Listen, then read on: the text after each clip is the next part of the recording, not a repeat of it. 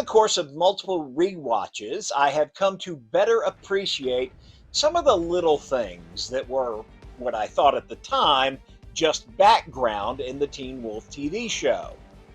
Among those little things are Kate's very big, bony bodyguards, the Berserkers. One of you can answer the simplest question. Who's paying the bills?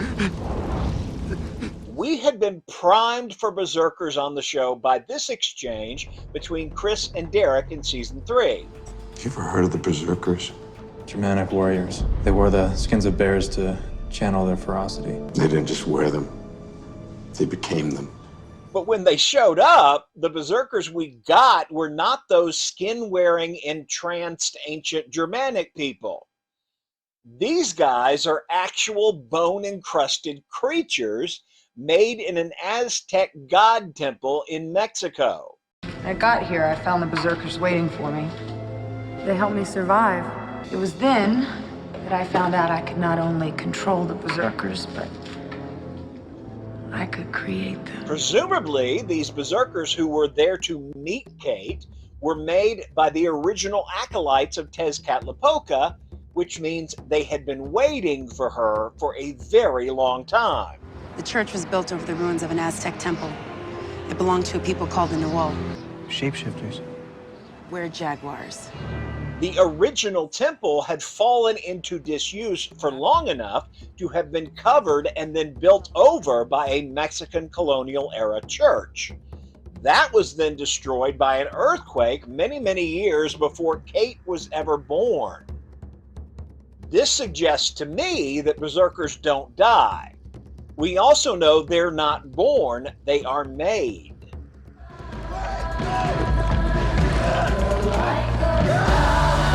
You want to know about Kate Argent. You want to know about La Loba, the Bone Woman. Valak here ties Kate to La Loba, which is reportedly a native Mexican legend about a woman who sings and breathes life into skeletons made from the bones she collects.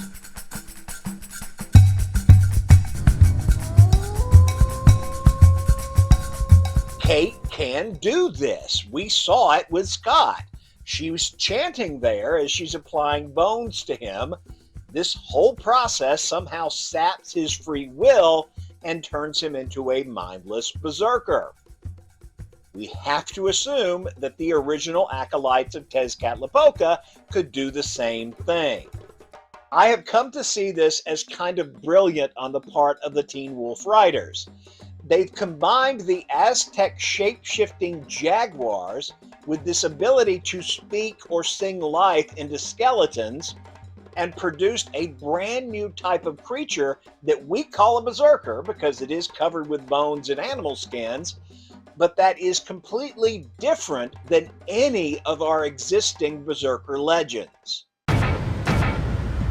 Hardcore Teen Wolf fans are currently in various stages of rewatching the series as we prepare for the release of Teen Wolf the movie on January 26 on Paramount+. But for the casual viewer or champion procrastinators like myself, watching all 100 episodes is just too daunting a task to consider in the few weeks we have left. So here are the 4 episodes you absolutely need to see before watching the new Teen Wolf movie. Silverfinger.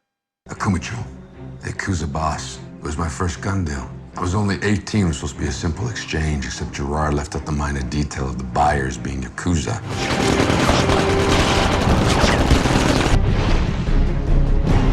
While this is a tense episode, it is short on action and long on explication, which is exactly what you need before revisiting some of the same creatures and characters in the new film. So what are you? She's a kitsune, idiot. Use your eyes. You can see it all around her. The younger ones give off an aura. She just hasn't learned how to conceal it yet. Thanks to an old associate of Chris Argent, you'll get the lowdown on the Oni warriors and the chaotic Nogitsune that we call Void. If there was a Nogitsune among you, let the Oni destroy it. even if it is your own daughter.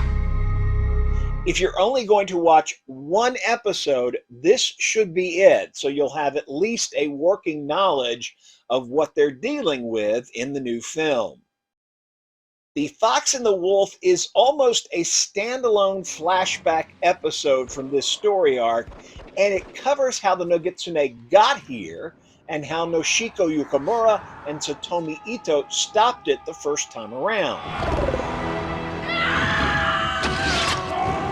It also delves into how the Nogitsune was captured and imprisoned for 70 years and how it escaped. I buried the jar deep within the roots of the Nematon. It was their sacrifice that brought its power back.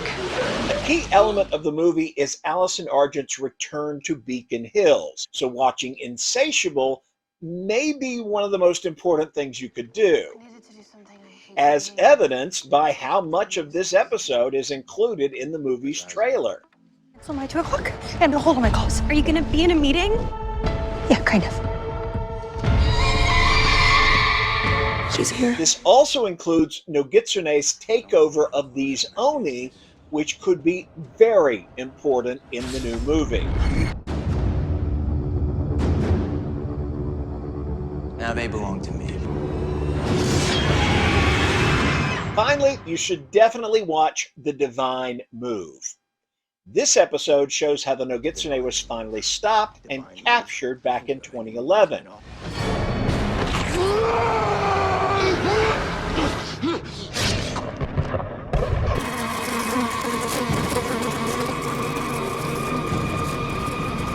And if you think about the movie from the perspective of the villain, the movie picks up directly after this moment when someone new releases the Nogitsune from his jar.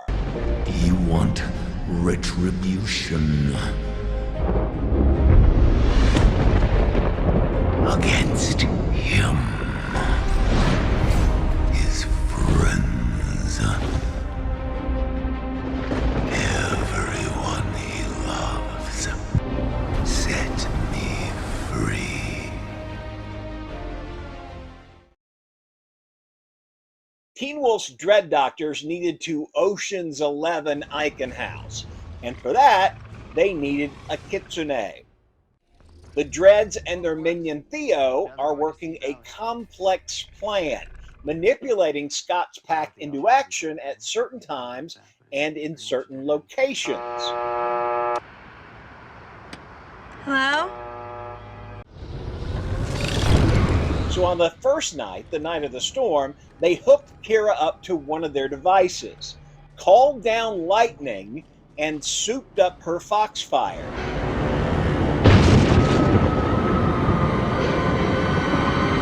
They then had Theo plant the book about them at Tracy's house, hoping that that discovery would lead Scott's pack to Icon House to find the book's author.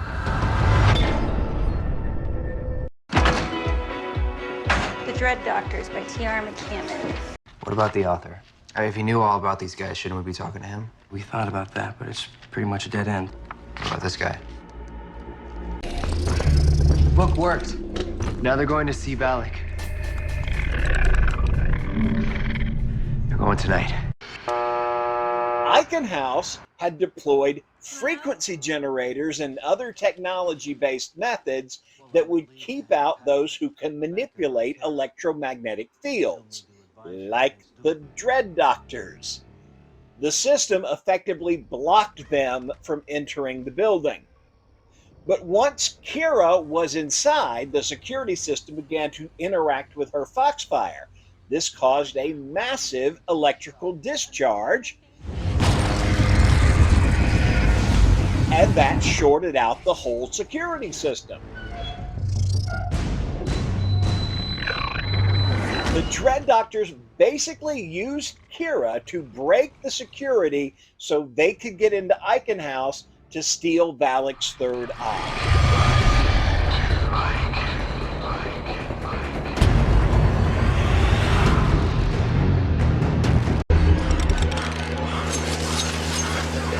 You don't have to.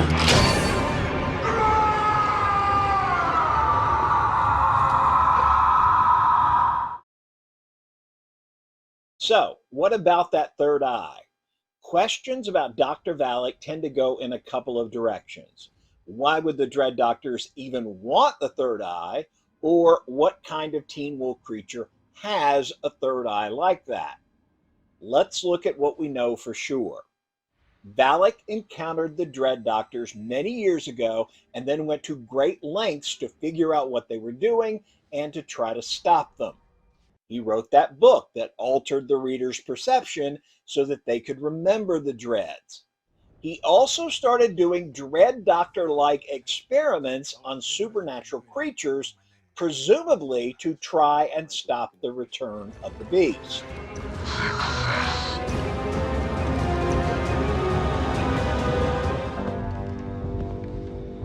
What I'm about to show you isn't supposed to exist. This is the only surviving evidence of Dr. Valek's time as chief medical officer of Eichen House. To call it human experimentation would be charitable. A banshee. She died screaming. So he drilled holes into their heads, all of them? He did it to werewolves, banshees, wendigos, any creature he could get his hands on. Trepanation would initially heighten their powers, but to levels that couldn't be contained.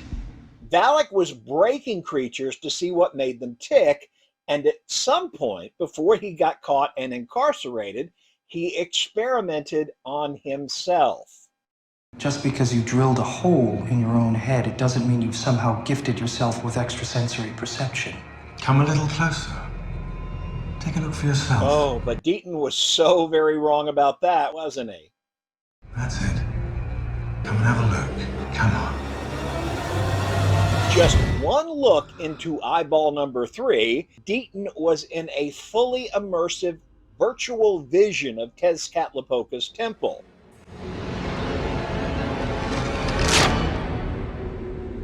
How did Valek, an ultra-intelligent but otherwise normal human, manage to do all that? We know he was aware of the Dreads and their techniques, and that he had been doing similar experiments. It is only a tiny leap in logic to suggest that Valek, using Dread Doctor science, managed to gift himself an impressive form of ESP. He could not only sense the wider world, but also broadcast those senses to other brains directly and with some force.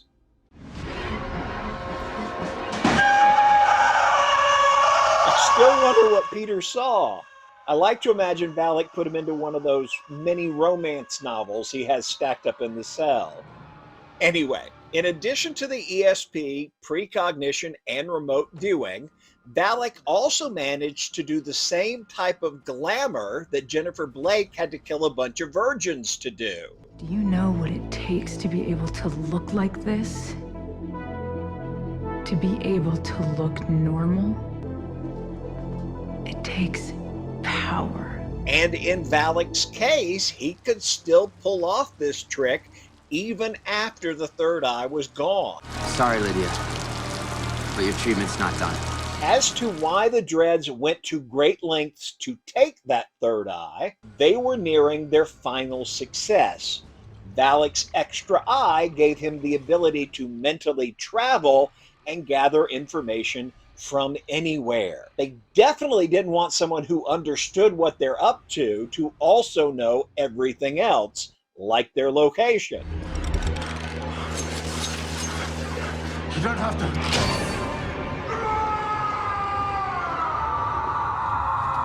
Everything else Valek did in season 5 was about trying to find the Dread Doctors some other way. He tried one of their masks, also enhancing Lydia to the point where she'd be able to find the beast and its host. Presumably, he was doing all this in an effort to stop them. I've made no secret of the fact that I believe that Teen Wolf's Alpha of Alphas was 90% BS, talks a lot, and maybe 10% badass.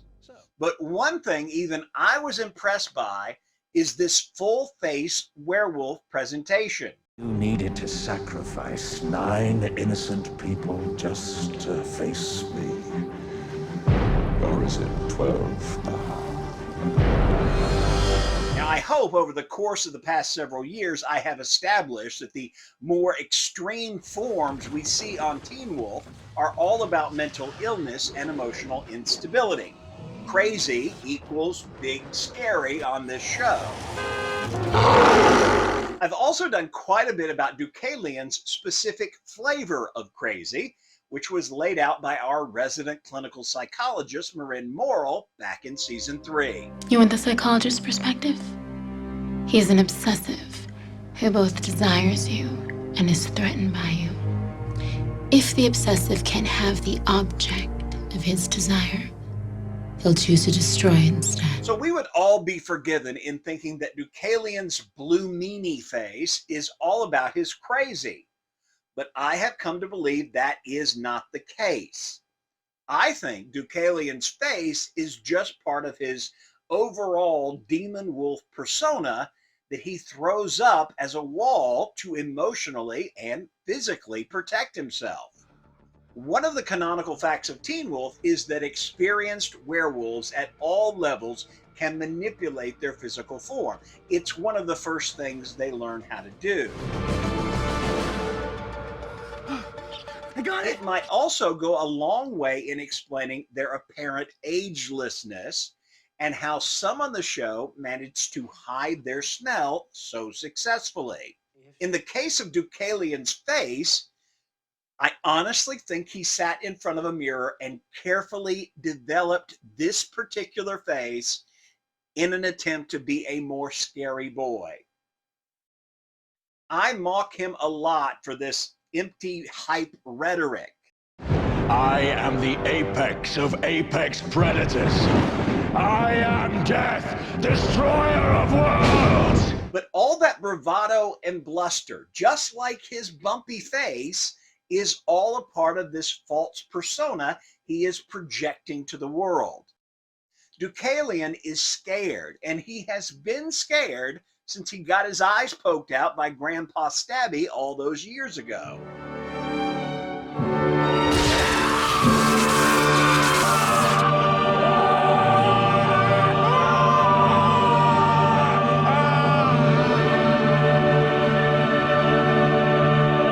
The eyes will heal physically, but your sight is... Leave me alone. You are alone.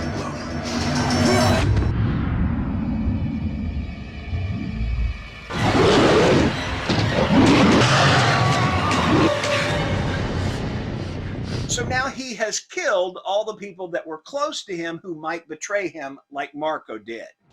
He yells a lot and stomps around trying to intimidate and scare everyone away. I cannot talk about Deucalion on this channel without getting a bunch of questions about how Jennifer Blake was able to take out the twins and Kali, but then fumbled so badly when it came to Deucalion. The fact is, she screwed up big time. She completely changed the fighting style and strategy that had been working for her and tried to go psychic brute force against Deucalion.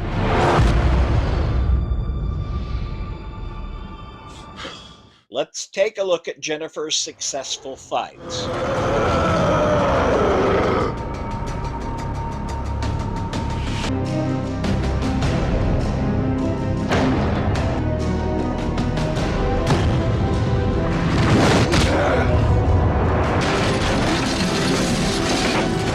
As you can see from this scuffle with Scott in The Girl Who Knew Too Much, Jennifer's style is bob and weave.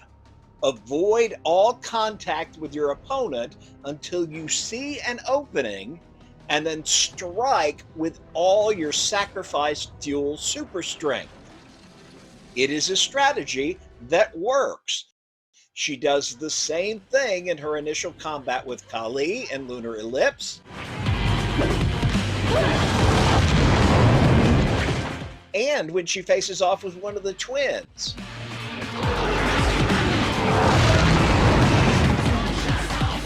Now, watch her wait for her opportunity when the twins start to merge. While they're in the process and still vulnerable, she strikes.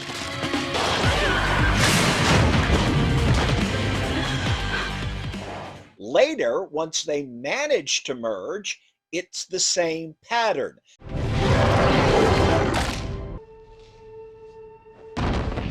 She avoids its hands and then uses a combination of super strength and leverage to break its neck.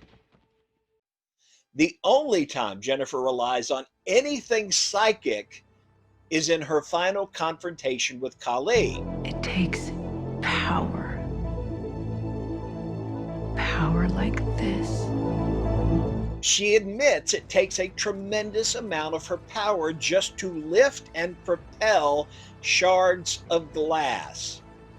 Why did she then gamble her one shot at Deucalion on a quick and dirty psychic punch?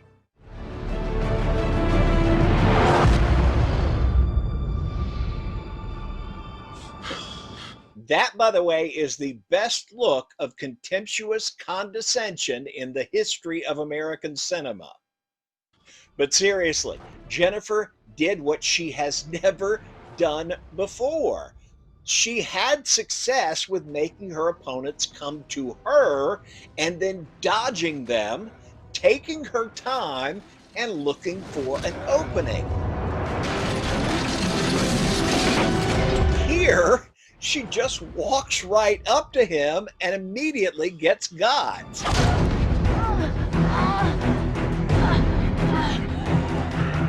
Now, she is able to use her super strength to free herself, but then she makes the exact same mistake again. She goes right up to him.